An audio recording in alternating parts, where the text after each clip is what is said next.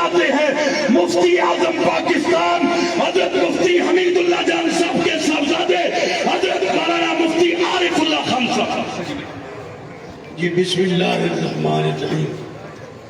کچھ جنازے ایسے ہوتے ہیں کہ میت کی بخشش کے لیے حاضری ہوتی ہے، یہاں ہم یہ جنازہ وہ جنازہ ہے جہاں ہم اپنی گناہوں کی اور اپنی بخشش کروانے آئے ہیں۔ ان کا جنت الفردوس میں اعلیٰ مقام عطا فرمائے۔ ملک کے طول و عرض سے اکابر تشریف لائے ہیں، ظاہر ہے یقیناً سب کا اسٹیج تک پہنچنا بھی مشکل ہے۔ مولانا عبدالرؤف فاروقی صاحب دامت برکات العالیہ اہل سنت والجماعت کی قیادت، جمعیت علماء اسلام کی قیادت، وفاق المدارس کی قیادت، تبلیغی جماعت سے وابستہ حضرات، حضرت قاری عبدالخالق صاحب تشریف فرمائے، قاری اسد عرفان صاحب تشریف فرمائے، حضرت مفتی زین العابدین صاحب پنو سے ایک بزرگ ایسا ہے جو صاحب نسبت ہے، صاحب زبان ہے۔ میں دعوت خطاب دینے لگا ہوں۔ اس خانوادے کی ایک پرانی نشانی، آبائی علاقے سے سفر کیا اور پھر اس سفر کو آج تک نبھایا۔ شیخ الحدیث جامعۃ الحبیب، شیخ الحدیث دارالعلوم حنفیہ، حضرت پیر طریقت رہبر شریعت صاحبزادہ پیر عبدالرحیم نقشبندی صاحب کے خلیفہ مجاز، ان کے معتمد شیخ الحدیث حضرت مولانا غلام مرتضیٰ صاحب، جن کو حضرت پیر عبدالرحیم صاحب سے بھی خلافت اور حضرت پیر غلام حبیب صاحب سے بھی اجازت و خلافت۔ میں حضرت شیخ الحدیث صاحب سے عرض کروں گا کہ وہ بھی اپنی گفتگو فرمائیں۔ محمد صلی اللہ رسول کریم۔ ایک زمانے سے الحمدللہ میرا اس خانوادے کے ساتھ تعلق اور مدرسے کے اندر میری تعلیمی خدمات اللہ پاک آخر تک برقرار رکھے۔ 3 نسلیں، حضرت پیر، حضرت مرشد عالم، اس کے بعد حضرت جانشین صاحبزادہ عبدالرحمن صاحب قاسمی رحمہ اللہ، اور اس کے بعد حضرت پیر عبدالرحیم صاحب رحمہ اللہ۔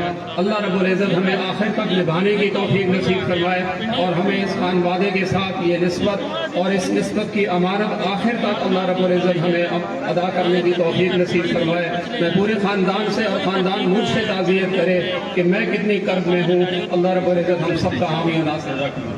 لاہور سے بھی علماء کی ایک بڑی جماعت تشریف لائی، حضرت مولانا فہیم الحسن تھانوی صاحب۔ اب میں دعوت خطاب دے رہا ہوں حضرت پیر عبدالرحیم نقشبندی صاحب رحمت اللہ تعالی علیہ کے سیاسی اور مذہبی میدان کے ہمیشہ دوست اور ساتھی، لاہور سے بزرگ عالم دین حضرت مولانا عبدالرؤف فاروقی صاحب۔ انتظامیہ کی جانب سے بار بار اعلان کیا جا رہا ہے اپنی جیبوں کا خیال رکھیں، اپنی جیبوں کا خیال رکھیں۔ بسم اللہ الرحمن الرحیم۔ میرے پاس الفاظ بھی نہیں ہیں اور زبان بھی میری لڑکھڑا رہی ہے۔ جس صدمے سے آپ اور میں گزر رہے ہیں اس کا کوئی بھی اندازہ نہیں کر سکتا۔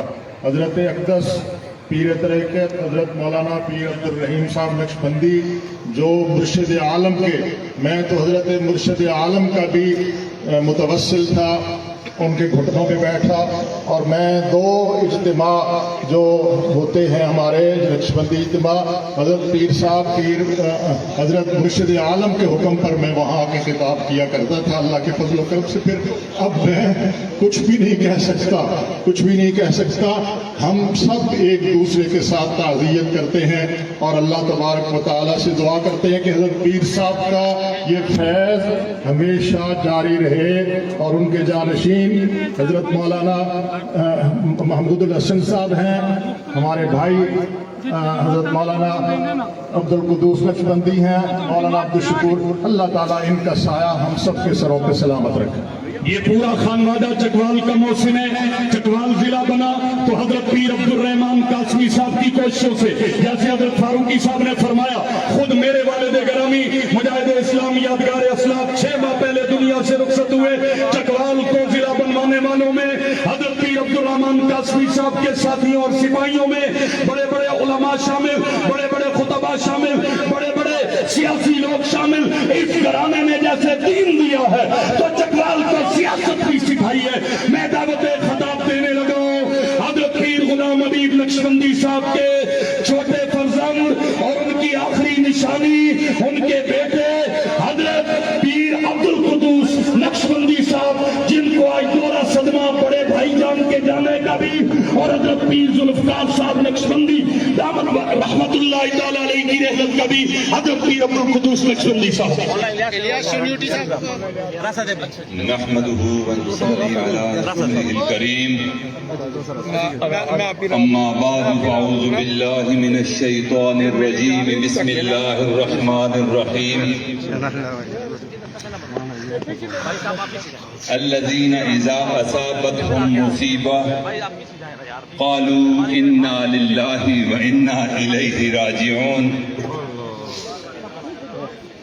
قال النبي صلى الله عليه وسلم من كان آخر كلامه لا إله إلا الله دخل الجنة سبحان ربك رب العزة عما يصفون وسلام على المرسلين والحمد لله رب العالمين. درود شریف پڑھ لیجیے. اللهم صل على سيدنا محمد وعلى آل سيدنا محمد وبارك وسلم. اس وقت ملک کے طول و عرض سے خانقاہ حبیبیہ نقشبندیہ چکوال کے متوسلین، خلفاء اور چکوال شہر کے عوام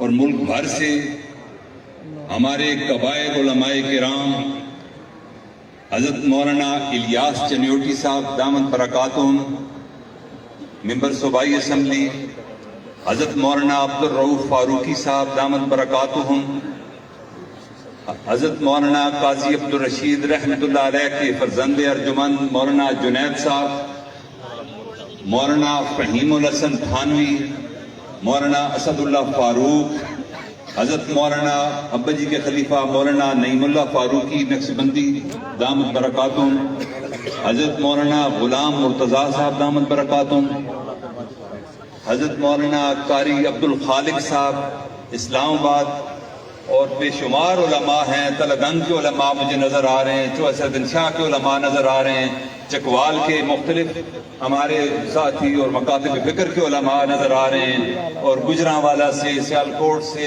لاہور سے، جنوبی پنجاب سے، جھنگ سے، اور میاں والی اور قائد آباد اور پتہ نہیں کہاں کہاں کے افراد.